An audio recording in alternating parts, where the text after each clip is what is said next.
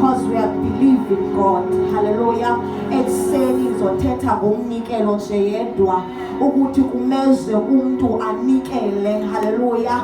Hallelujah. Ukuthi umnikelo wakho ibe liphunge limnandi, libe livumbe limnandi.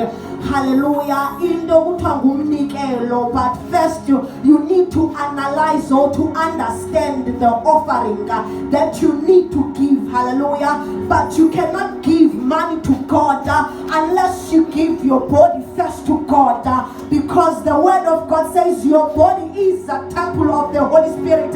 uNkulunkulu wethu udinga ube ngumnikelo kuqala egameni lika Jesu waseNazaretha. Uhlabelele uzazi ukuthi ungumnikelo. Hallelujah. Uqonda lento ini ukuthi wena ungumnikelo egameni lika Yesu Kristu waseNazaretha. Thina sazi ukuthi uYesu wasifela. The reason why silapha nje ingoba sazi umnikelo wakhe egameni lika Yesu Kristu waseNazaretha.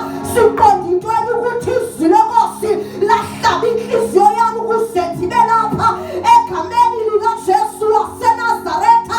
Sazi ukuthi uYesu wahlanywa phangweni ngoba wayenikela ukuze lisuzeke. Hallelujah. Ekuseni nje ngithetha nje ngomnikelo egameni lika Yesu Kristu waseNazaretha.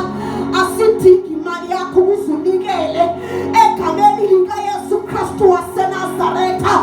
Kodwa ekuseni zothi ngeso ibambe imali yakho ngoba uYesu ufuna uqobo lwakho kuqala, ufuna wena kuqala, ufuna ivesel yakhe before uzonikela. Rather keep your money, but Christ wants you first.